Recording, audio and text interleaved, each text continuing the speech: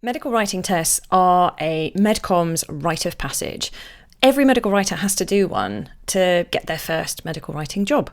Tests are also part of the recruitment process for medical writing jobs throughout a writer's career.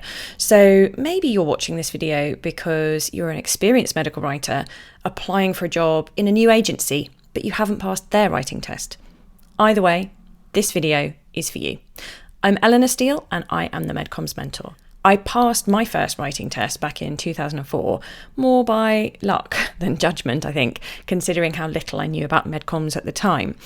Since then, I have marked hundreds of tests and created the tests and interview activities at several different agencies. I want to share my insights from all of these perspectives to help you pass your next test. If you submit a test and then don't get the job, don't worry, you're not alone. This isn't a sign that you should give up unless the whole experience made you think that MedComms isn't for you, which is a legitimate position.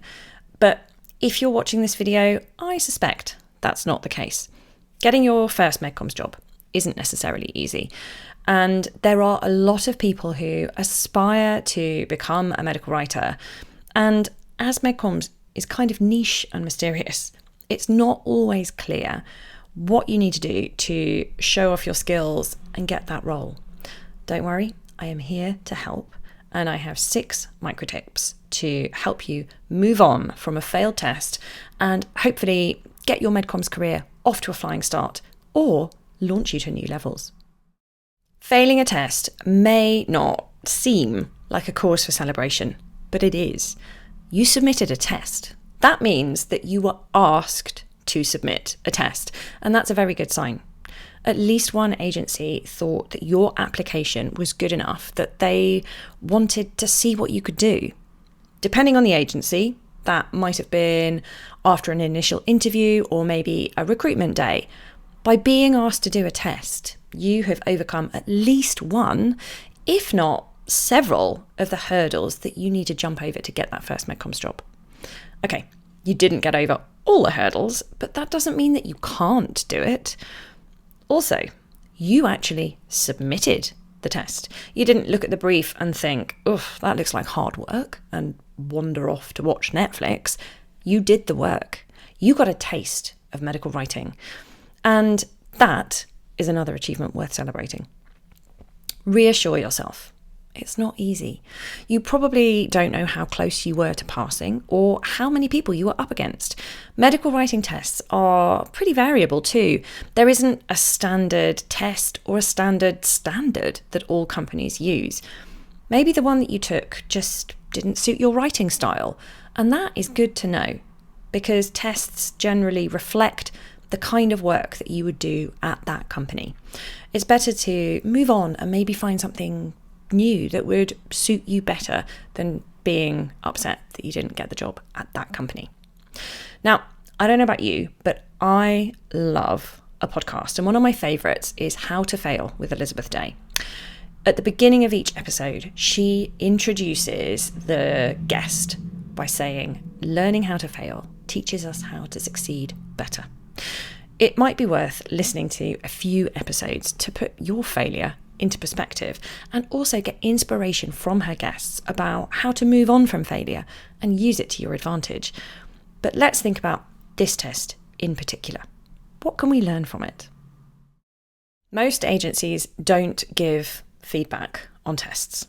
I know this is kind of rubbish. How are you supposed to improve if you don't know where you went wrong? Feedback is the cornerstone of how medical writers learn the job, but if you don't get feedback on your test, it can be hard to actually get that job. So, ask for feedback. Send a short, professionally worded email asking for feedback on your test so that you can improve your skills and have a better chance of passing your next test. Make it easy for the person that you're contacting to give you that feedback by focusing your questions. Ask for specific details about things that you did well, because people often focus on problems when giving feedback, but it's actually really useful in this context to hear about the things that you should keep doing in the next test because you're already doing them well. These are your natural strengths, and honing them is way easier than building up areas that you find harder. You should also ask for areas where you didn't meet their expectations, though, so that you can create some strategies to do better next time. Even if you ask, though, they may not actually send you any feedback. They're busy. The people who mark tests are probably managing an internal team and multiple client projects. They probably really want to give you feedback, but it just might not be feasible. If you don't get feedback from the agency, you could potentially ask a friend, preferably somebody who works in MedComms or a related industry, because you're more likely to get constructive feedback from them that you're actually going to be able to use in future tests. They will understand what the general expectations are and may have industry-specific observations that would help you next time. Alternatively, you could ask me. There's a link in the video description below giving you all the details about how you can submit a writing test for my feedback. Now, this is to help you understand how you can improve your skills to pass future tests rather than to get my feedback before you submit a test. After all, I won't be able to give you feedback on all your work once you get a medical writing job, so you're better off doing the actual test yourself. And I won't have the mark scheme or the specific criteria that the agency used to mark the test. The feedback that I give will be based on my experience of MedComms and what agencies are looking for in tests. If you don't get any feedback from the agency, my feedback will definitely be better than nothing though. Whether or not you've had feedback on your test, go back to your submission. Read through the brief, then read through the content that you developed. Think about it from the perspective of the person marking it. Does it make sense? Did you do all of the tasks outlined in the instructions? Have you spotted any silly mistakes? Don't worry if you see things that make you cringe. This is perfectly natural. Tests are stressful. Deadlines add to the pressure, and you're only human. People make mistakes, and that's okay. Whenever we go back to something that we wrote a while ago, we will inevitably find mistakes or things that we would do differently now. And it's hard to see them when we're working on the document because we're too familiar with the content. And also in the time since you did the test, you've carried on reading other content. Maybe you've done other tests too. You've almost certainly written other things, even if it's just messages to friends or family, but you've probably done other work. That means that you will possibly have learned more about writing and developed your craft. You've moved on since the person you were when you did that original test. As writers, we're always developing. I've been a professional writer since 2004, and I am definitely still learning and honing my craft. It's often easier to find problems in our work when we look back at it, but don't stop there. What did you do well?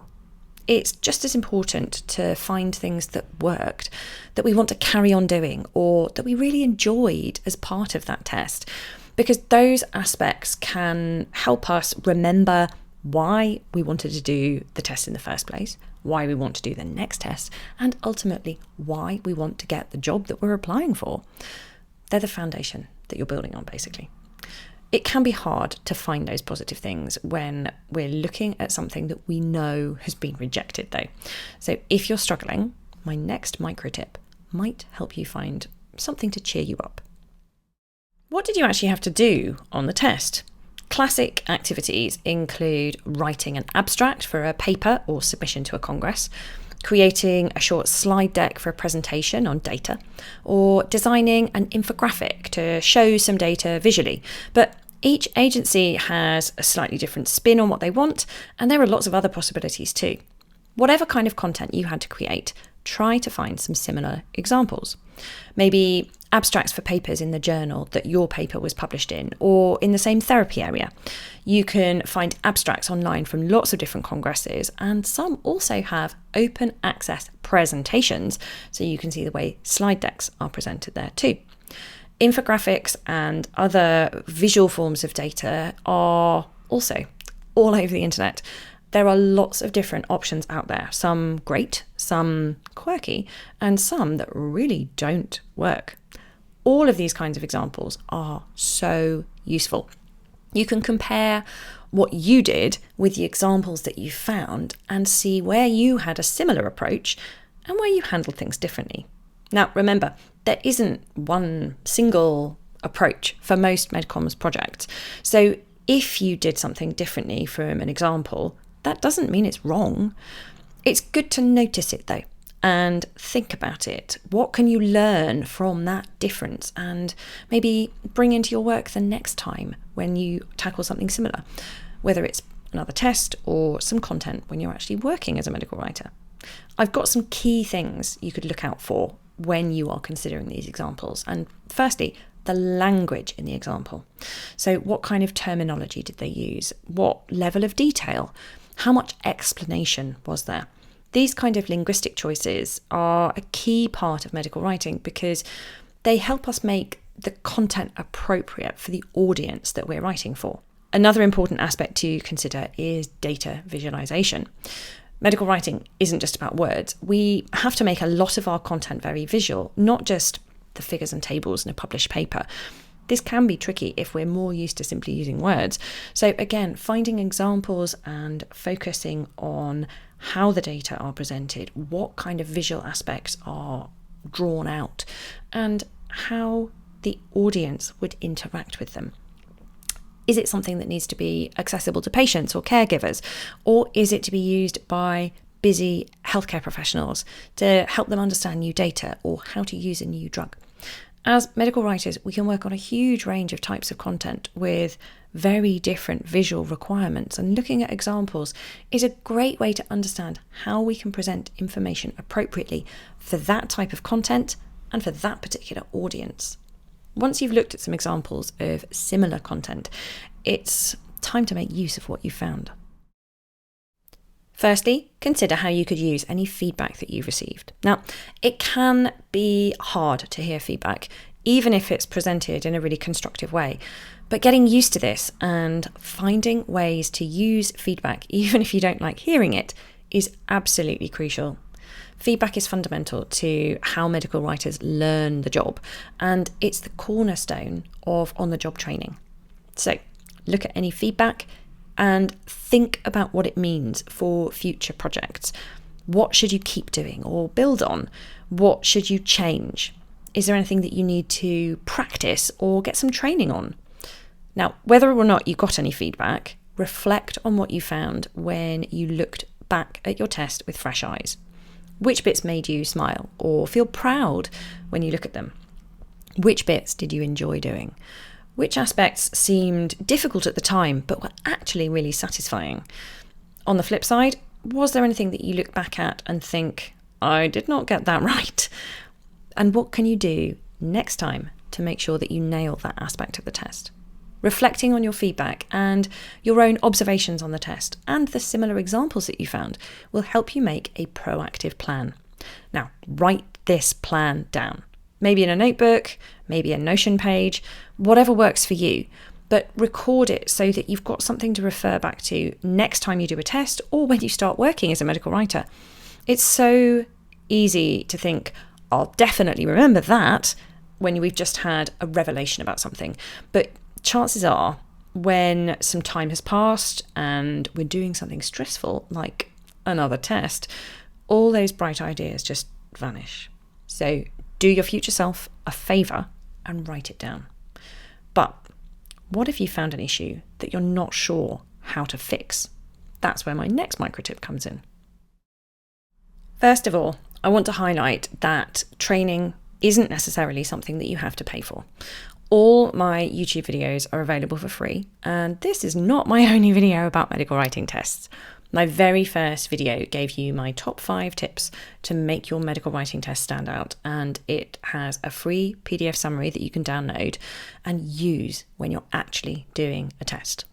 If you use those tips, if you weren't already, you will definitely do better next time. I've also contributed to a webinar all about medical writing tests with some MedComms legends hosted by Peter Llewellyn back in August 2023, and you can watch that for free And the other contributors also have resources and support around tests and other aspects of getting your first MedComms job. But you might want something with a bit more support and the potential to get individual feedback.